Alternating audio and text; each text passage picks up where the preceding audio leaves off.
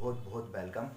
तो आज के इस लेक्चर में हम बात करने वाले हैं केंद्रीय सूचना आयोग के बारे में, सेंट्रल इंफॉर्मेशन कमीशन के बारे में।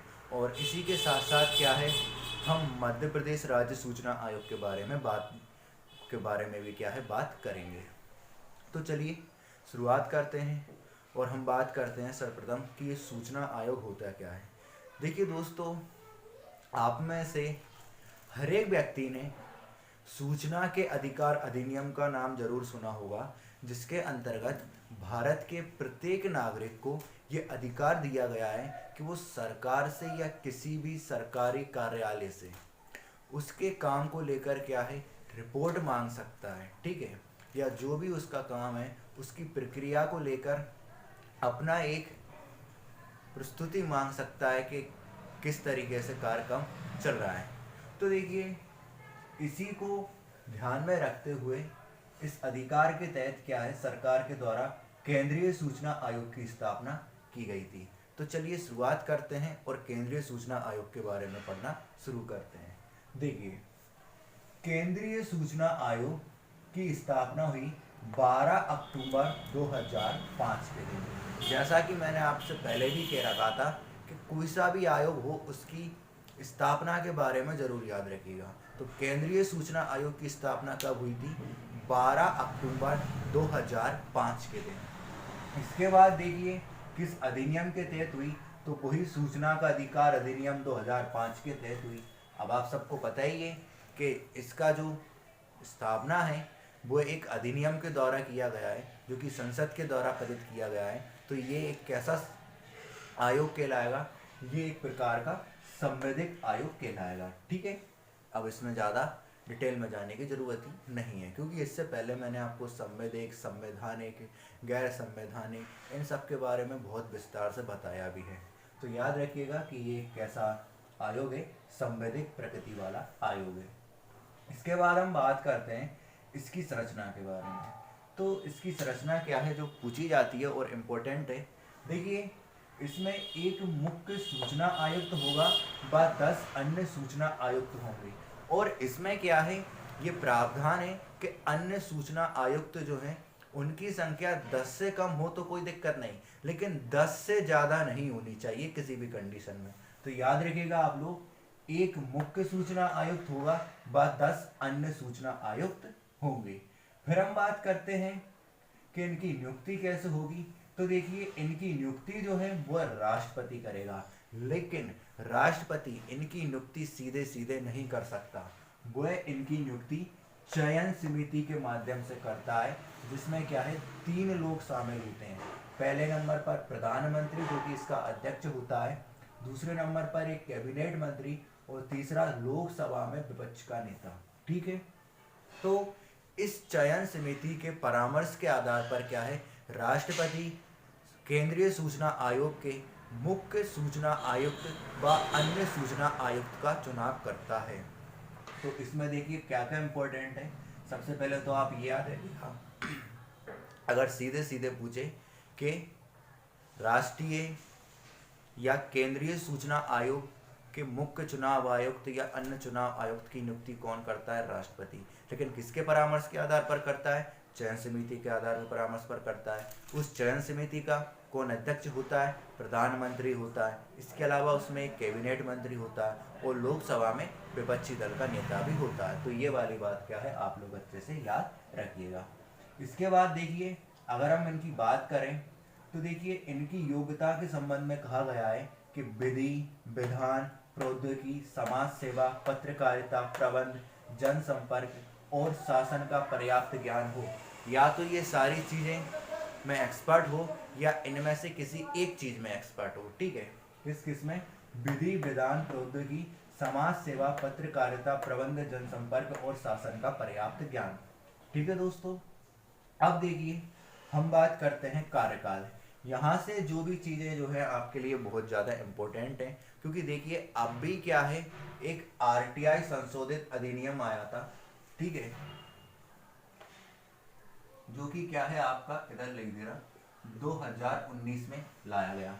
आरटीआई संशोधित अधिनियम लाया गया, जिसके अंतर्गत क्या है जो केंद्रीय सूचना आयोग है उससे संबंधित विभिन्न प्रकार के प्रावधानों में परिवर्तन किया गया। जैसे कि पहले नंबर पर देखिए कार्यकाल। अभी क्या है, सूचना का अधिकार संशोधित अधिनियम जो है 2019, इसके तहत वर्तमान में ये प्रावधान है कि जो कार्यकाल है वो या तो केंद्र सरकार निर्धारित करेगी या 3 वर्ष होगा। ठीक है, ये बात आप लोग भी याद रखिएगा कि अगर ऑप्शन में आया जाए कि केंद्रीय सूचना आयोग के मुख्य सूचना आयुक्त व अन्य सूचना आयुक्त की नियुक्ति का कार्यकाल कौन निर्धारित करता है, तो उसमें अगर केंद्र सरकार दिया हो तो केंद्र सरकार पर लगा कर आइएगा, और अगर 3 वर्ष दिया हो तो 3 वर्ष पर लगा कर आइएगा। ठीक है, और ये क्या है, पुनः नियुक्ति के पात्र नहीं होते हैं। ठीक है, इससे पहले क्या था, इससे पहले इन लोगों की जो पदावधि थी वो थी 5 साल या 65 वर्ष, जो भी पहले हो। तो ये तो पहले थी, अब क्या है, ये कैंसल हो चुकी है। तो इसमें से देखिए, या तो सवाल बनेगा कि अभी वर्तमान में क्या कंडीशन है, या सवाल बनेगा पहले क्या कंडीशन थी। तो पहले क्या कंडीशन थी अगर पूछ लिया जाता है तो पहले वाले भी बता दिए। ठीक है, एक बार और बता रहा हूँ, देखिए इनका कार्यकाल केंद्र सरकार निर्धारित करती है, या फिर इनका कार्यकाल 3 वर्ष का होता है, ये पुनः नियुक्ति के पात्र नहीं होते हैं। इससे पहले इनका कार्यकाल 5 साल या 65 वर्ष था, जो भी पहले हो। फिर हम बात करते हैं वेतन भत्ते की। तो इसमें भी याद रखने योग्य एक बात है कि अभी क्या है, वर्तमान में केंद्र सरकार के द्वारा क्या है, इनके वेतन भत्ते निर्धारित किए जाते हैं।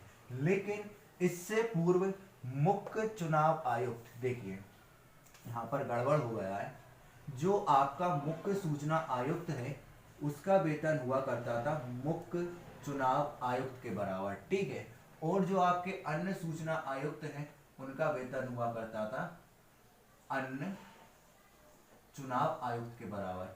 ठीक है, तो ये भी आपको याद रखना है कि देखिए पूछा जा सकता है कि वर्तमान में केंद्रीय सूचना आयोग के मुख्य आयुक्त व अन्य चुनाव आयुक्तों का वेतन भत्ता कौन निर्धारित करता है, तो केंद्र सरकार करती है। लेकिन इससे पहले उनका वेतन कैसा हुआ करता था, तो आप लोग बता सकते हैं कि जो मुख्य सूचना आयुक्त है उसका वेतन मुख्य चुनाव आयुक्त के बराबर हुआ करता था, और जो अन्य सूचना आयुक्त है उनका वेतन अन्य चुनाव आयुक्त के बराबर हुआ करता था। ठीक है, फिर देखिए ये अपनी रिपोर्ट किसको पेश करते हैं, तो ये रिपोर्ट अपनी केंद्र सरकार को प्रस्तुत करते हैं। केंद्र सरकार जो है उसको संसद में प्रस्तुत करती है। ठीक है, इसके बाद हम बात करें इसके प्रथम अध्यक्ष कौन थे, तो इसके प्रथम जो अध्यक्ष थे वो थे वजीहत हबीबुल्ला, याद रखिएगा। इसके पहले अध्यक्ष कौन थे, वजीहत हबीबुल्ला। वर्तमान कौन है, तो वर्तमान में है वाई.के. सिन्हा। इसके अलावा आपको एक बात और यहाँ पर ध्यान रखनी है कि 2 ऐसे लोग हैं, 2 महिला जो हैं वो क्या है, इसकी अध्यक्ष रह चुकी हैं। तो पहली कौन थी, वो थी दीपक संधू, और दूसरी महिला अध्यक्ष जो थी वो थी सुषमा सिंह। याद रखिएगा, पहली कौन सी थी, दीपक संधू, और दूसरी थी सुषमा सिंह। तो ये तो जो जानकारी है ये तो आपकी क्या हुई, मध्य प्रदेश केंद्रीय सूचना आयोग से रिलेटेड हुई। अब हम यहीं पर क्या है, मध्य प्रदेश सूचना आयोग के बारे में भी पढ़ेंगे। तो चलिए मध्य प्रदेश सूचना आयोग की तरफ चलते हैं। चलिए तो अब हम बात करते हैं मध्य प्रदेश सूचना आयोग के बारे में। तो देखिए ये भी क्या है, केंद्रीय सूचना आयोग की भांति ही है, इसमें ज़्यादा कुछ परिवर्तन नहीं है, और जो परिवर्तन था वो मैंने आपके सामने कर दिया है। वो छोटा सा क्या है, ये कमीशन है। ठीक है, तो देखिए उसमें से आपको बस ये याद रखना है कि मध्य प्रदेश सूचना आयोग की स्थापना कब हुई, 22 अगस्त 2005 के दिन हुई। किस अधिनियम के तहत हुई, वही सूचना का अधिकार अधिनियम 2005 के तहत हुई। तो डेट याद रखिएगा, 22 अगस्त 2005 के दिन हुई थी, उसमें 12 अक्टूबर 2005 के दिन हुई। इसके बाद संरचना उसकी हुई है, एक मुख्य सूचना आयुक्त, 10 अन्य सूचना आयुक्त। ठीक है, नियुक्ति कौन करेगा, तो नियुक्ति राज्यपाल करेगा, और वह राज्य की चयन समिति के आधार पर करेगा, जिसमें संबंधित राज्य का मुख्यमंत्री होगा, एक राज्य मंत्री होगा, और उस राज्य की विधानसभा में विपक्ष का जो नेता है वो होगा। ठीक है, ये आपको याद रखना है। इसके बाद योग्यता वही है, कार्यकाल राज्य सरकार निर्धारित करेगी। ठीक है, या 3 वर्ष। हटाएगा कौन, संबंधित राज्य का राज्यपाल, किसकी सिफारिश, सॉरी, किसकी जांच के बाद, सुप्रीम कोर्ट की जांच के बाद। वेतन भत्ते राज्य सरकार तय करेगी।